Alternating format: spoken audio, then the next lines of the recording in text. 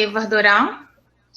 O título do trabalho da Glória é Análise Multitemporal de Uso e Cobertura da Terra nas planícies costeiras do Baixo Jaguaribe, de Camusim, no estado do Ceará, fins de determinação de mudanças e relações com a instalação de parques eólicos.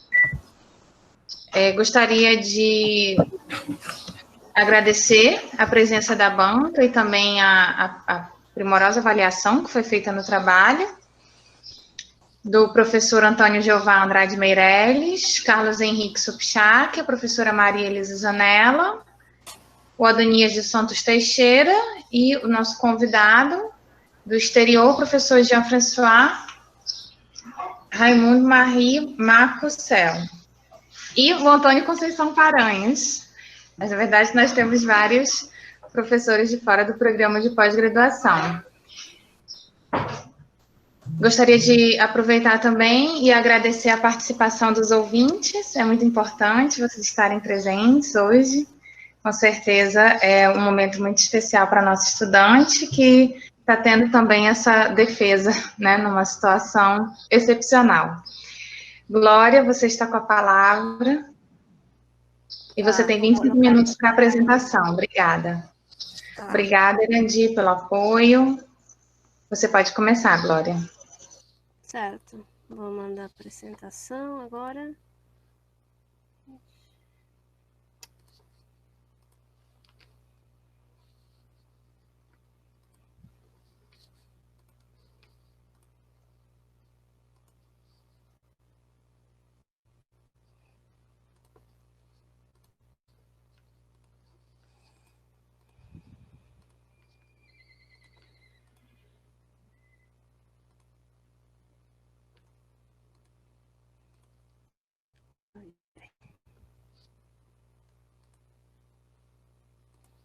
Não está me deixando mandar a apresentação. Eu vou ter que sair, pessoal, e entrar de novo. Estão me ouvindo? Sim, Glória, tudo bem. Deve ser um problema de conexão. Glória, você está utilizando o Chrome ou o Firefox? Estou com o Firefox, vou entrar no Chrome. Tente pelo Chrome, por favor. Tá. Olha, o Chrome é melhor mesmo. Eu estava no Firefox e resolvi vir para o Chrome também. Banca, vocês têm 15 minutos. Vocês acham que dá para cada professor falar em 15 minutos? Todos já leram o trabalho, né? Já fizeram as considerações? Obrigada.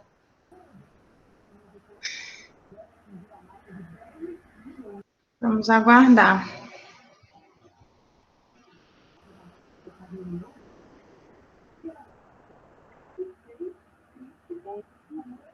Um abraço, querido Adonias. Bom te ver por aqui. Faz tempo que a gente não se vê. Grande abraço, Jeová. Não podemos contar com o tempo da pandemia. Esse tempo de não vale.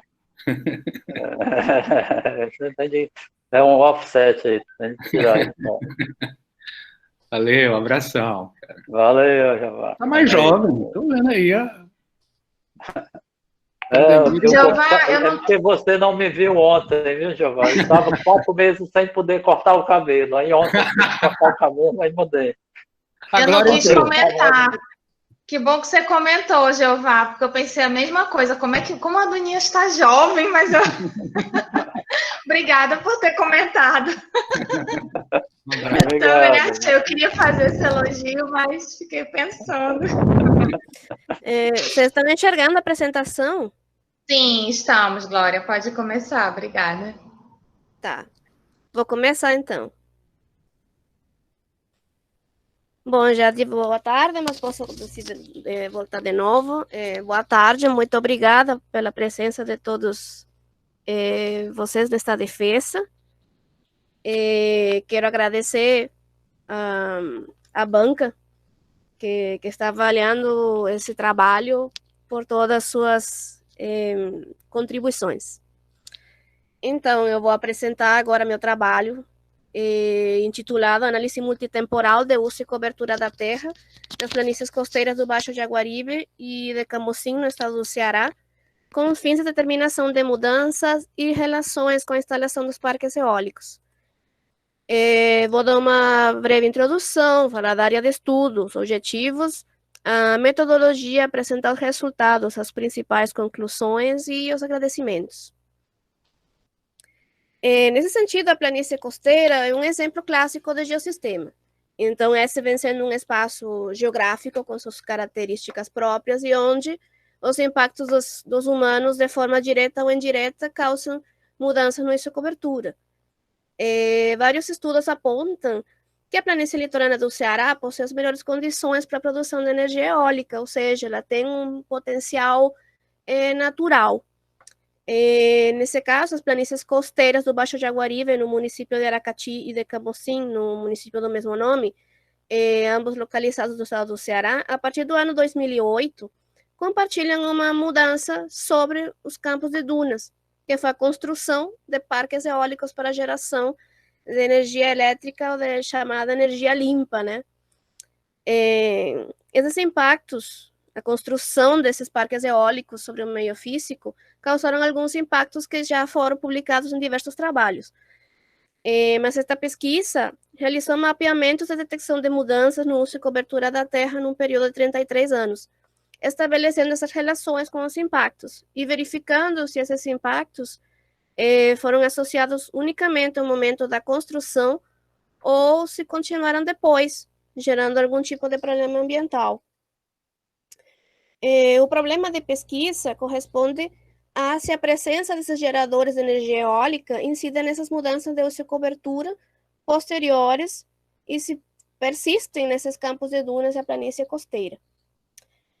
Temos duas hipóteses planteadas para tentar responder essa pergunta, né? Se a instalação dos parques eólicos tem influência nas mudanças de uso e cobertura nas planícies costeiras e nas de dunas, causando alguma alteração negativa dessas dinâmicas de fluxo costeiro, e se os geradores de energia eólica produziram alguma mudança significativa ao meio físico no momento da implantação civil das torres de construção de infraestrutura, e se continuaram ocorrendo essas alterações ambientais negativas em decorrência da fixação e existência desse empreendimento. Para chegar e tentar responder essas perguntas de pesquisa, se planteou como objetivo geral analisar as mudanças no uso e cobertura da terra nas planícies costeiras da região do Baixo Jaguaribe e Camocim, no estado do Ceará, entre os anos 1985 e 2018, utilizando técnicas de detecção de mudanças multitemporais em imagens de sensores ativos e passivos e a relação das mudanças produzidas com a instalação desses parques eólicos em áreas de dunas. Para tentar chegar nesse objetivo geral, foram estabelecidos os seguintes objetivos específicos: identificar os tipos de mudanças no uso e cobertura da terra nas planícies costeiras do Baixo Jaguaribe e Camocim entre os anos 85 e 2018. Aplicar técnicas de detecção de mudanças utilizando sensores ativos e passivos, considerando sua capacidade de identificar e quantificar áreas específicas de mudanças e algum tipo de tendência. Elaborar uma série multitemporal, utilizando a imagem da série Landsat para a determinação de uso e cobertura e mostrar essa evolução, assim como verificar se existe alguma relação entre as mudanças no uso e cobertura da terra e a implantação dos parques eólicos em áreas de dunas. Temos, nesse sentido, duas áreas de estudo. Temos uma área de estudo localizada em Aracati e temos outra área de estudo localizada em Camocim. Onde se localizam essas duas áreas? Temos aqui o estado do Ceará e a área de Aracati, localizada no litoral leste do estado do Ceará, né, corresponde à porção da planície costeira do Baixo Jaguaribe. Essa área de estudo tem uma superfície de 42.061 hectares. No caso, na outra área de estudo, localizada em Camocim, no município do mesmo nome, é uma porção da planície costeira dos rios Coriaú e do rio Tapuio, com uma superfície de 68.369 hectares. Ambas áreas de estudo possuem uma delimitação ao sul da área, correspondente à altura média do tabuleiro pré-litorâneo, que corresponde à curva de nível de 40 metros. Estas duas áreas, a similitude delas são campos de dunas, mas no caso de Aracati, tem uma predominância de dunas longitudinais, enquanto em Camocim temos uma série de dunas barcanoides. Além de outras diferenças com relação ao ponto de vista hidrológico, já que existem algumas diferenças entre a variabilidade nos aportes de precipitação em ambas áreas. É isso que torna essas duas áreas semelhantes por ter um empreendimento eólico, mas diferentes. Além disso, os empreendimentos em carcinicultura em Aracati têm sido maiores e de um crescimento mais rápido do que foi observado em área de estudo em Camocim. Com relação à parte teórica, que dá uma base para essa tese, em termos de sensoriamento remoto, detecção de mudanças, análise de mistura espectral, detecção de mudanças significativas, detecção de mudanças com dados SAR em ambientes eólicos, fiz uma lista dos autores que contribuíram mais com esse trabalho. Agora vamos com a parte da metodologia.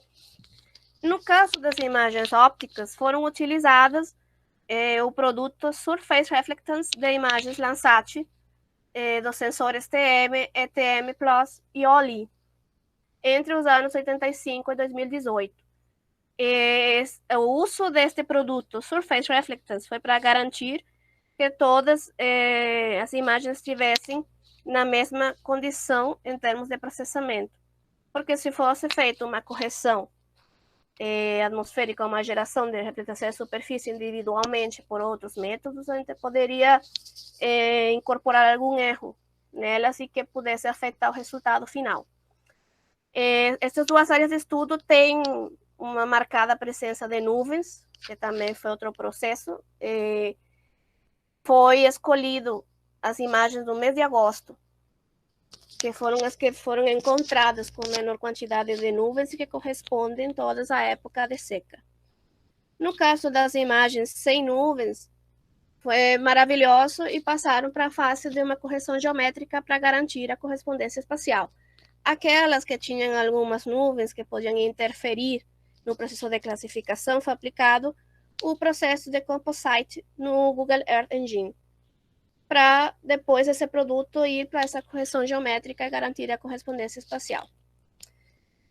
Cada uma dessas imagens está constituída pela sobreposição final das bandas originais do produto Surface Reflectance com os produtos de NDVI, Tasselip Cap, que seria brilho, verdor e umidade, e a banda de textura baseada na variância. Tudo isso para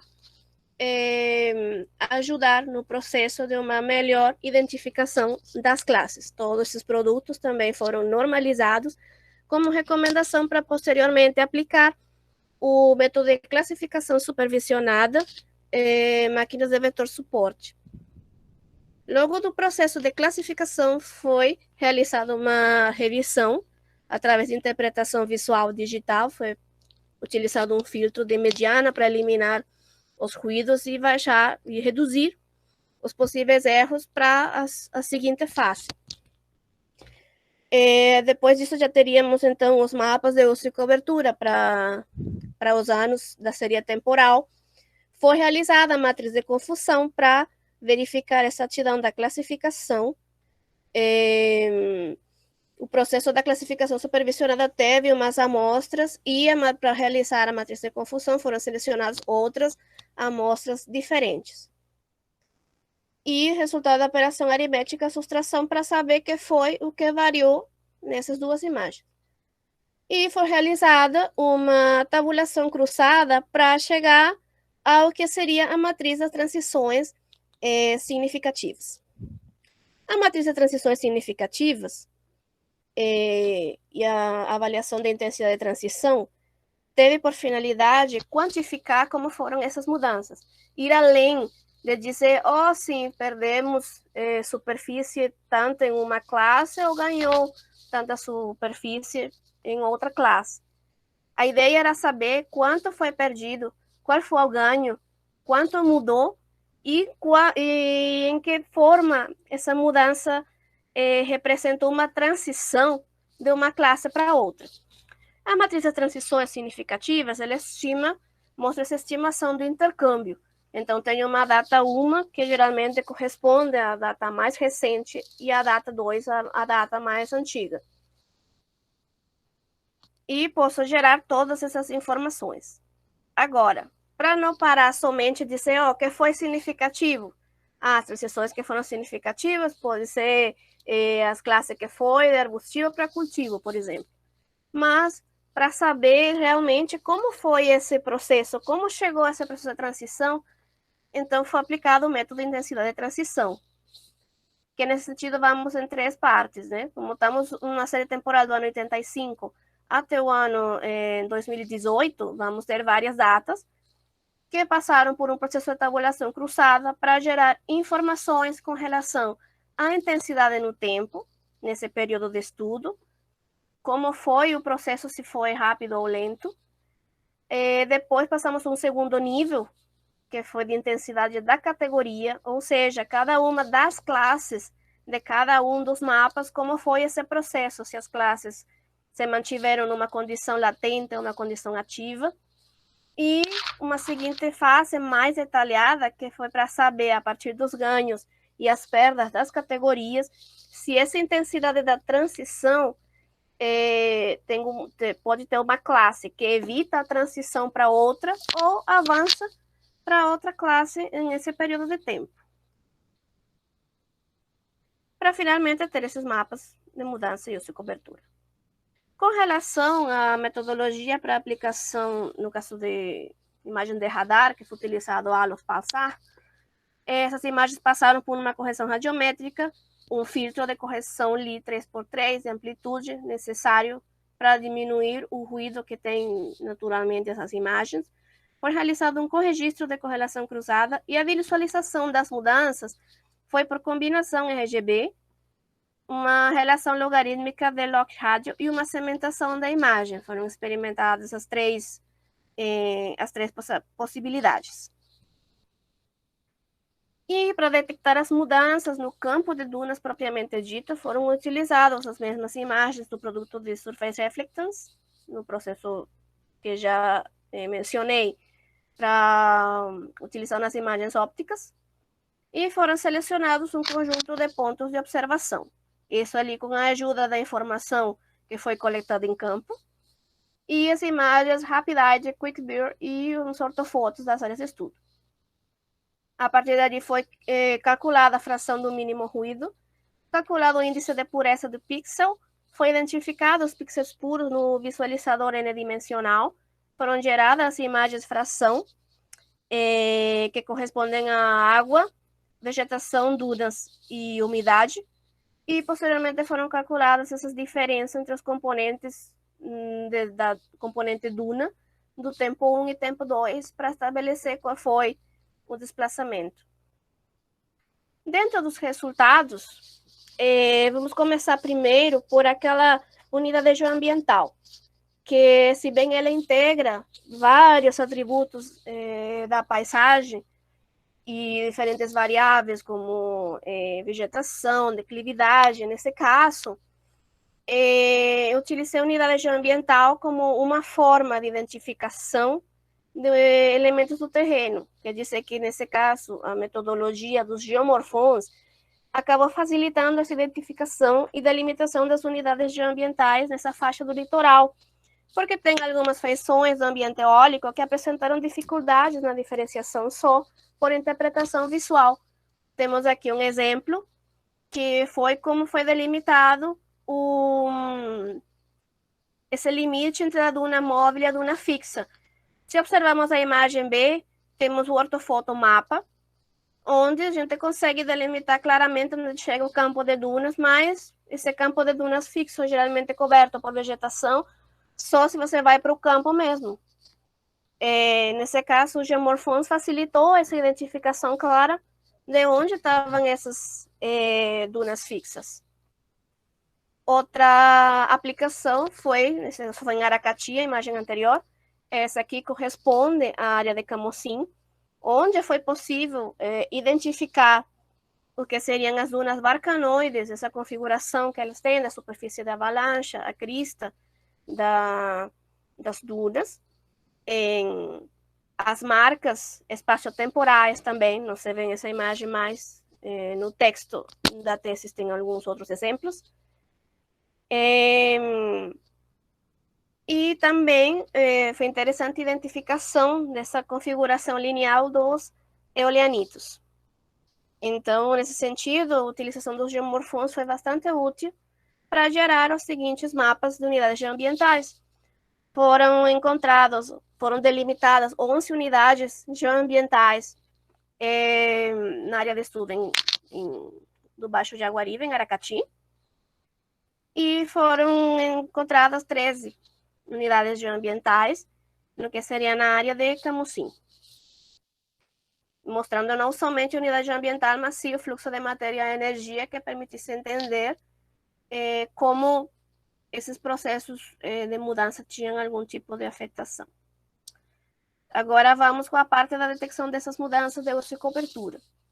O método utilizado foi o método de comparação pós-classificação, ou seja, cada uma dessas imagens foi classificada de forma independente, tentando garantir que todas tivessem uma exatidão superior a 85%,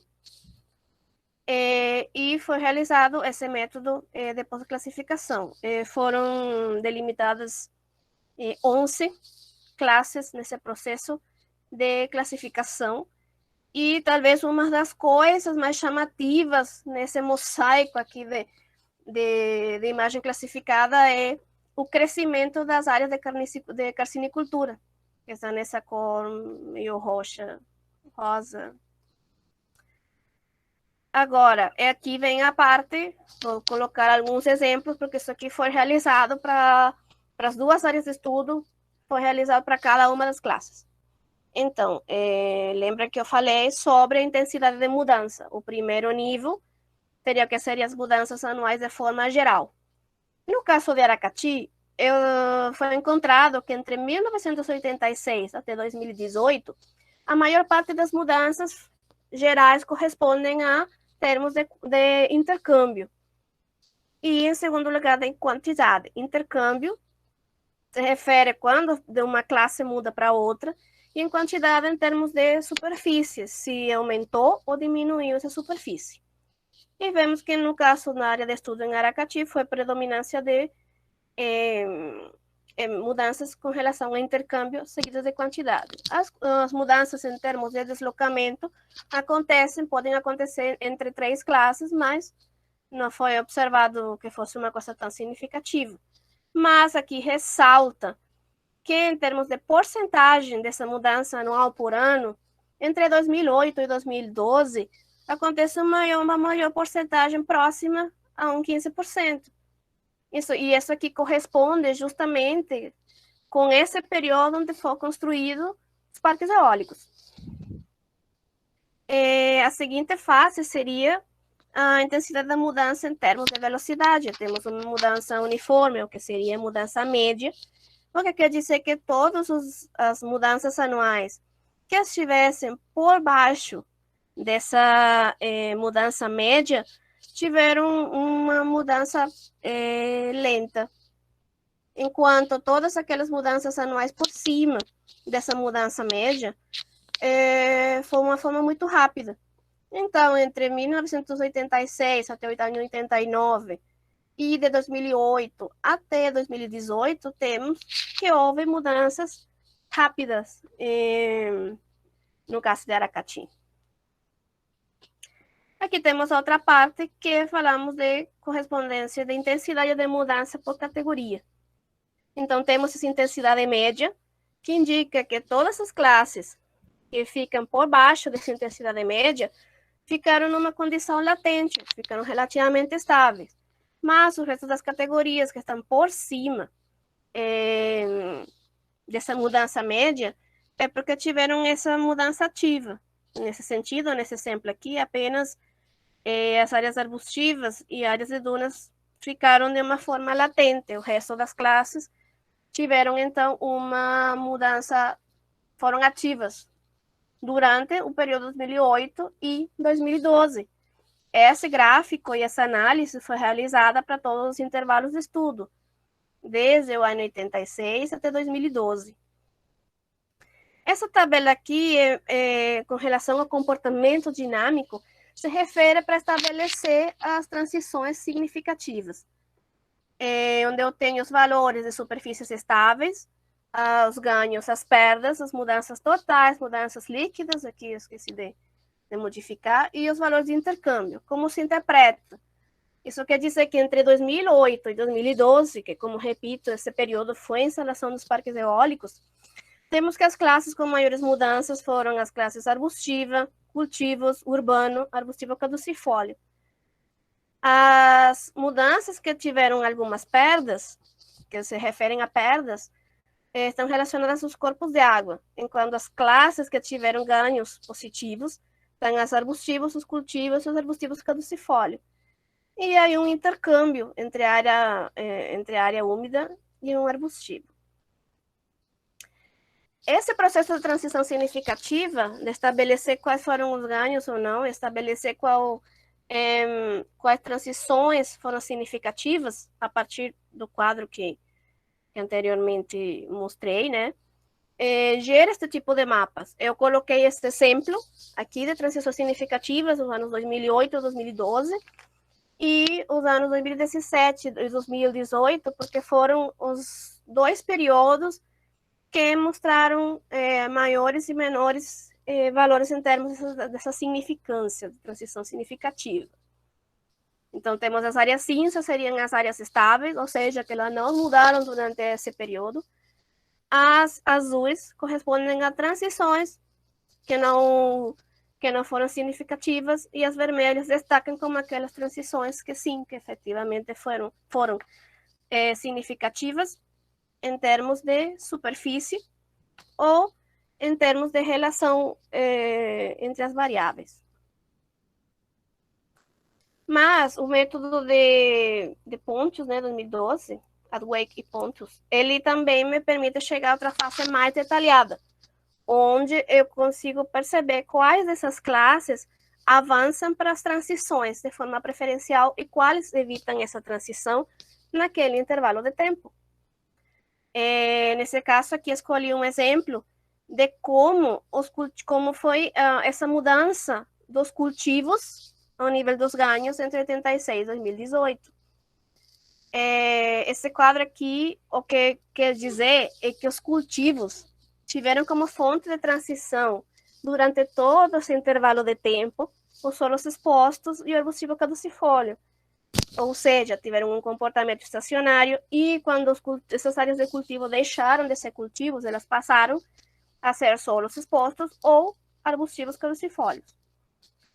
Como um exemplo que foi uma das classes que teve maior impacto em relação a mudanças. Outro exemplo que tem uma proporção em termos de superfície menor, mas que foi interessante porque foi uma coisa que também foi observado no campo. Se refere à intensidade de mudança da carcinicultura. O que quer dizer? Entre os anos 86 até 2018, o avanço, a expansão das áreas de carcinicultura tiveram uma transição preferencial para as áreas úmidas, mas a partir de 2008 até 2018, começou como a abarcar áreas constituídas que eram corpos de água e áreas de manguezal. Isso quer dizer que, então, o manguezal houve uma mudança de uso, já não era um manguezal, já não era uma cobertura natural, senão que já tinha um uso correspondente à carcinicultura. Aqui temos os resultados associados com as imagens Alus Pulsar, denominado método incoerente. Na verdade, temos aqui um detalhe com relação à tradução, que talvez a banca possa contribuir, né? Mas, nesse sentido, esses foram os métodos que proporcionaram um melhor resultado. A combinação RGB e o log ratio. O RGB é apenas uma combinação do que seria uma data a data antiga com a data recente, onde eu tenho uma imagem fixa e a outra que me serve para identificar essa mudança. Onde as áreas roxas são as áreas que mudaram e as áreas verdes, o que chamam áreas de mudanças relativas. Essas mudanças relativas se referem a mudanças tipo fenológicas ou modificações no tamanho, que é uma coisa que não é uma mudança propriamente dito. E o caso do método de log-ratio, ele permitiu identificar essas áreas de mudança considerando limiares baseados num teste de hipótese. Então, temos que as áreas com os valores positivos correspondem às áreas que indicam mudança, e as áreas com a hipótese negativa, aquelas áreas que não mudaram. A validação que foi feita para saber se esse método aqui conseguia identificar alguma mudança foi bastante interessante, utilizando o exemplo da instalação do parque eólico. Como pode ser observado nas imagens, entre 2007 e 2008, essa data aqui na imagem que foi utilizada, de 25 de maio de 2008, aparentemente tudo tem uma dinâmica natural, áreas que mudam, áreas que não mudam, principalmente num campo de dunas com um ambiente dinâmico, sempre vai ter áreas de mudança. Mas, entre maio de 2008 e julho de 2008, a gente observa essa cor vermelha, né, que corresponde a essas mudanças, que ela é bem mais acentuada, e indicando que foi nessa época que foram os movimentos de terra no processo de construção. Já para 2008, 2009, já a gente consegue observar essa linealidade com relação às vias de acesso do parque eólico. Então, ali já ele está mostrando que o parque eólico já representou, sim, uma mudança sobre o campo de dunas. A partir do ano 2010 até 2011, que é a última data dessa série de imagens, disponíveis de forma gratuita, pode-se observar que essas áreas de acesso ao parque estão relativamente estáveis, mas que com o decorrer do tempo, a mesma dinâmica do campo de dunas móveis, ele vai tentando retomar, de certa forma, a dinâmica que ele naturalmente tem. E agora, vamos única e exclusivamente para o que seria a detecção de mudanças no campo de dunas propriamente. Nesse caso, foi utilizado a análise de mistura espectral. Foram identificados 18 locais ao longo do que seria o campo de dunas, e foram realizados os cálculos das medições. Aqui temos apenas um exemplo dos maiores deslocamentos que ocorreram entre o ano 86 e o ano 2018, que vão desde 420 metros até uns 570 metros. E é um deslocamento bastante interessante. Aquela imagem se referia ao deslocamento total, mas foi feito uma análise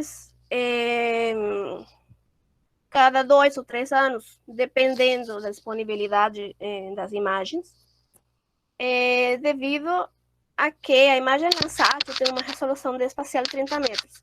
Aqueles pixels que fazem parte do componente das dunas, eles vão refletir essa distância mínima, ou seja, que aquelas áreas que tiveram um deslocamento inferior não vai estar contemplado naquele pixel que reflete essa condição da presença do componente dunas. Então, todos esses deslocamentos inferiores são desconsiderados. Por isso, aqui é o período mínimo de avaliação, são 2 anos. Voltando de novo, são 18 pontos, dos quais aqui se ressalta no vermelho esse período entre 2007 e 2009, que foi o período onde foi construído o parque eólico. E esses pontos que estão ressaltados em azul correspondem a 3 pontos que foram identificados ao leste do que seria o parque eólico. Tem o meu parque eólico aqui na esquerda e esses pontos estão na direita. Para saber se esse parque eólico estava oferecendo uma espécie de obstáculo que pudesse afetar esse avanço dessas dunas.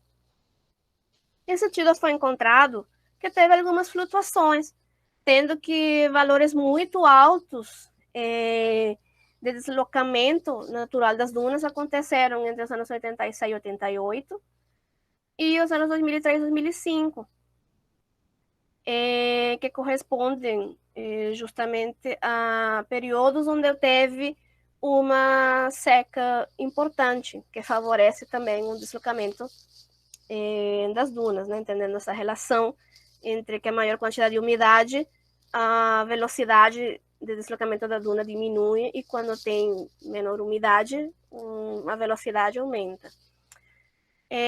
Entende-se que nesse período, aqui no quadro vermelho, que foi construído o parque eólico, aparentemente não tem maiores valores expressivos, nenhum dos pontos apresenta uma diferença. Ao contrário, tem alguns pontos que até como que não tiveram um deslocamento importante, o que pode indicar que o processo de construção e instalação do parque eólico nesse período sim teve uma influência importante, afetou essa parte não somente a parte física, morfológica, mas sim afetou essa velocidade de deslocamento. Em alguns casos, já a partir do ano 2009 até 2018, aparentemente houve uma espécie de recuperação também. Esse período corresponde à última seca, né, do estado do Ceará. Então, foi uma época em que as precipitações diminuíram muito. E como isso favorece, né, a pouca umidade favorece o avanço das dunas, então temos como que aparentemente não teve um impacto tão grande. Quando digo aparentemente, é porque evidentemente teve esse impacto, mas provavelmente o uso das imagens Landsat para essa área talvez não mostrou o problema que já tem sido relatado em outras pesquisas. Esse gráfico que mostra as tendências de deslocamento, a gente consegue observar que as tendências de deslocamento das dunas por cada ponto escolhido, elas vão num processo aleatório, diminui, sobe, mas destacam esses 2 anos. Agora, tudo aquilo que eu já falei, voltamos a fazer para Camusim. Então, temos os mapas de ossicobertura dos anos 85 até o ano 2018, as mesmas 11 classes também, classificadas no mesmo método, e das quais também foi o processo de análise. A diferença de Aracati, nesse caso, as mudanças anuais gerais em Camusim, entre os anos 85 e 2018, pode-se observar que entre 85 e ano 94, a maior parte em porcentagem dessas mudanças anuais foram em termos de quantidade, ou seja, que aumentou ou diminuíram as diferentes classes. E a partir do ano 94 até o ano 2018, as mudanças foram em termos de intercâmbio, ou seja, de um câmbio de transição de uma classe para outra. Em termos da velocidade da mudança em Camusim durante todo esse período, temos que todas aquelas mudanças anuais que estivessem por baixo da mudança média, a mudança foi lenta. E todas aquelas que estão por cima dessa média, da mudança média, então foi um processo mais rápido, que destaca aqui entre os anos 2012 até 2018. Para estabelecer, então, essa relação de ganhos-perdas por classe, entre os anos 2000 e 2004, temos que a maioria das classes foram ativas, foram bastante ativas nesse processo de mudança. Estou deixando para trás o manguezal e o arbustivo, que aparentemente fizeram um equilíbrio. E o caso de perdas em porcentagem de superfície de água também diminuiu um pouco. E os ganhos entre uma superfície de dunas também, aparentemente ficou no nível latente. Desde o ponto de vista do que seriam as transições significativas, temos o mesmo quadro semelhante ao anterior, que pode ser interpretado que entre 2000 e 2004, as classes com maiores mudanças foram cultivos, arbustivos e áreas urbanas. As áreas que perderam correspondem aos corpos de água, enquanto as mudanças que foram positivas, de um aumento da superfície, foram arbustivos e cultivos. E o intercâmbio observado entre cultivos arbustivos e algumas áreas úmidas. Esse processo deu origem a esses mapas que aparecem aqui. Temos uma transição significativa entre 94 e 2000, e entre 2000 e 2004, que foi o exemplo que expliquei como foi analisado. Esse caso, no ano 94 a 2000, eu achei interessante, porque aqui tem uma transição que pode ser considerada significativa. No ano 99, foi construído o Açu de Gambarra, no município de Granja, que aparece aqui no sul. Para esse período do ano 94 a 2000, então ele passou a fazer uma transição significativa, porque aquilo que era principalmente áreas arbustivas, tinha uma seção de área úmida e algumas gramíneas, já deixou de ser isso e passou a ser um corpo de água associado a um açude. Já para o ano 2000, 2004, já ele aparece como uma área estável, porque já ficou um corpo de água da mesma forma. E agora, para Camocim também foi feito como avançam essas transições de forma preferencial e quais evitam a transição. Nesse caso também foi escolhida a classe cultivos para saber como foi essa intensidade entre os anos 85 e 2018. O que quer dizer? Que as áreas de cultivo tiveram como transição preferencial durante todo esse período de estudo os solos expostos e o arbustivo caducifólio, de forma que isso se caracteriza por ter um comportamento estacionário. Outras fontes de transição preferencial, onde houve avanço, em alguns anos mais, em outros se evitou essa transição, foram as áreas úmidas e as gramíneas.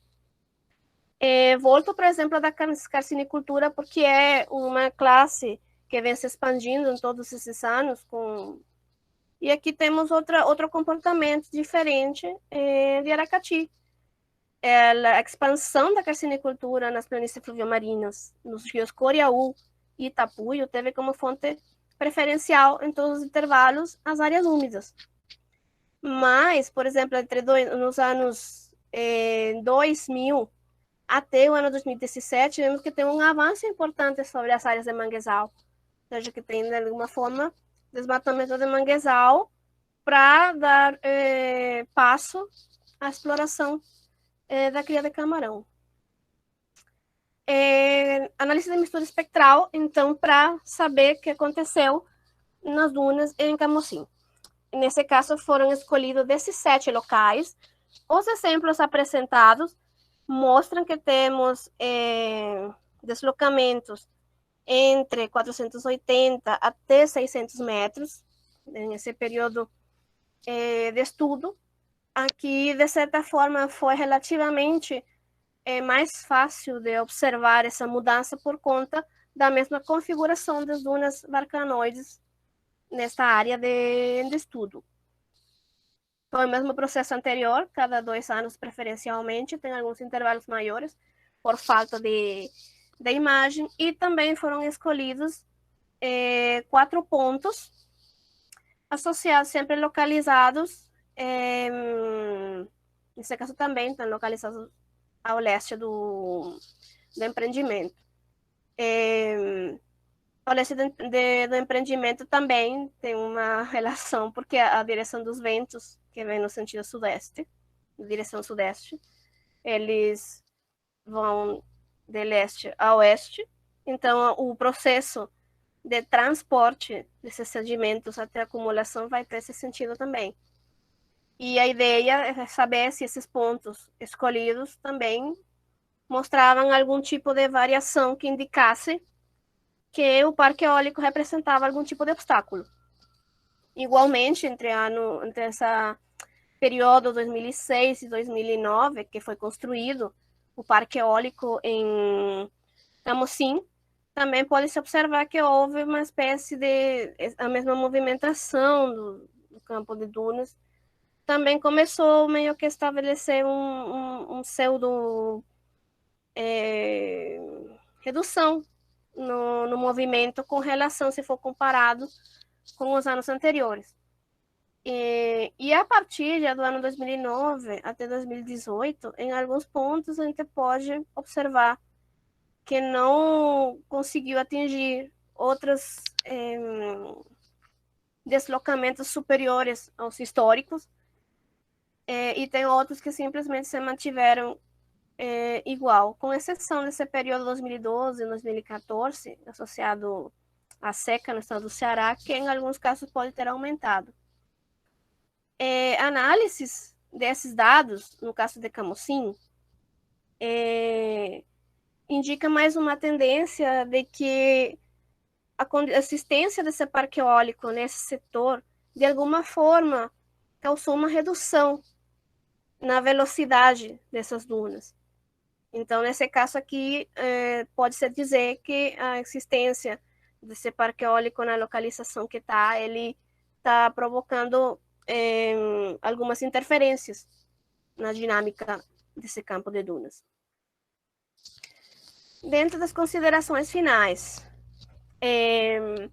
o mapeamento dos processos e unidades geoambientais foi importante para entender como foi esse processo de ocupação da terra. A utilização de um modelo digital de alta resolução, a partir de dados LIDAR, mostrou a potencialidade de gerar os geomorfons para delimitar feições menores e discriminar elementos do terreno, que é um aspecto muito útil no mapeamento geomorfológico de dinâmica costeira. A série multitemporal foi elaborada utilizando imagens da série Landsat, porque o catálogo histórico é suficientemente extenso para incluir o período de tempo contemplado na pesquisa e aproveitar o potencial das informações. A utilização da técnica Gap Fill para aquelas cenas de Landsat 7 e TM Plus SL Off foi muito útil porque permitiu utilizar imagens para esse ano e não deixar aquele... Oi. Voltou. Não, deu uma interferência na sua internet, Glória. Não sei até onde me ouviram. Foi rapidinho. Aqui está normal, o erro estava normal. Ah, é? Então talvez tenha sido na minha, desculpa. Tá, posso continuar? Pode, aqui também foi normal, só para saber. Sim, então foi na minha. Desculpa. Tá, posso continuar? Claro que sim. Tá. A utilização dessa técnica com aquelas imagens que tem aquele problema das falhas, os strips, ou os gaps, foi possível, então, fazer a classificação supervisionada, obtendo exatidão de 85,10%, em Aracati 85,31%. Então, está no limite recomendado, no caso, por autor FOD, nesse sentido de classificação de imagens. No caso da detecção de mudanças nas imagens aeroespaciais, permite observar que aquelas áreas de mudança e não mudança, com o método log ratio, que permitiu ressaltar esse processo de implementação do parque eólico. Só que a delimitação do limiar para determinar essas áreas de mudança e não mudança acaba sendo um pouco do pesquisador, então ele precisa ser aplicado em conjunto com outros métodos para obter uma melhor compreensão dessas mudanças. A detecção de mudanças com o método pós-classificação permite identificar 11 classes e quantificar essas variações, através da análise da matriz de transições significativas, que permitiu mostrar resultados além da simples comparação de superfícies líquidas de ganhos ou perdas, e mostrou essas relações das mudanças desde a proporção, intensidade, transição e hierarquia, nesse período de estudo, entre 1985 e 2018. Esse mapeamento das transições significativas mostrou uma aproximação mais real do que são essas mudanças e permite estabelecer, então, quais classes tiveram uma transição e onde estão localizadas. A intensidade dessas transições foi semelhante, tanto em Aracati como em Camocim. Se destacaram as transições de maior intensidade entre as classes arbustivo caducifólio e os cultivos. Mesmo com valores baixos de intensidade, foram observados, tal como foi também confirmado no trabalho de campo, aquelas transições de áreas úmidas e manguezal para carcinicultura. Aquelas dinâmicas entre as gramíneas, áreas úmidas e dunas que avançam ou evitam essa transição de acordo a eventos como a seca. o crescimento paulatino das áreas urbanas, avançando principalmente sobre áreas de cobertura de arbustivos, solos expostos, antigos cultivos e áreas úmidas. A expansão das terras urbanas sobre o campo de dunas em Aracati também foi refletido nos resultados.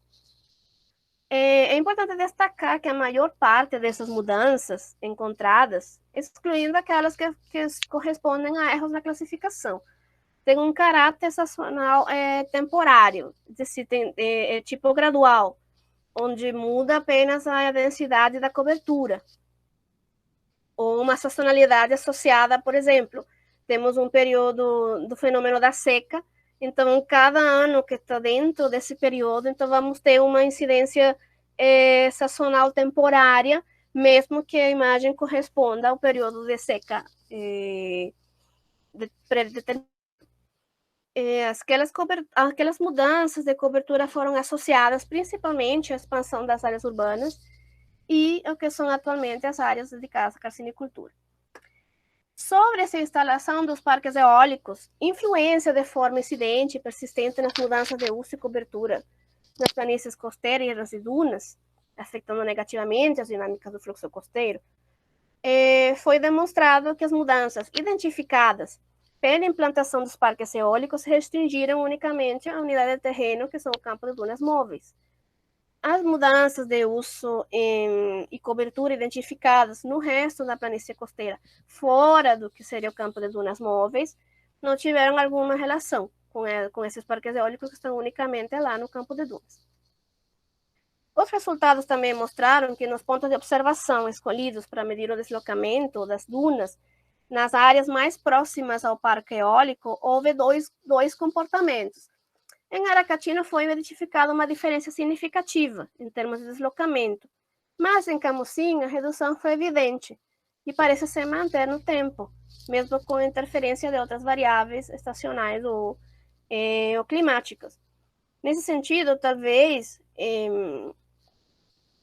o enfoque de estudo de Aracati provavelmente poderia mudar ou estabelecer outros métodos para a avaliação desse fenômeno ou a utilização de imagens de muita alta resolução, trabalho de campo, que permita demonstrar se esse deslocamento, por causa dessa perda de velocidade do parque eólico, ela realmente está acontecendo. Dizer que não aconteceu, porque esse produto que eu estou gerando aqui não seria correto, porque ao longo da pesquisa a gente já sabe que esse fenômeno existe.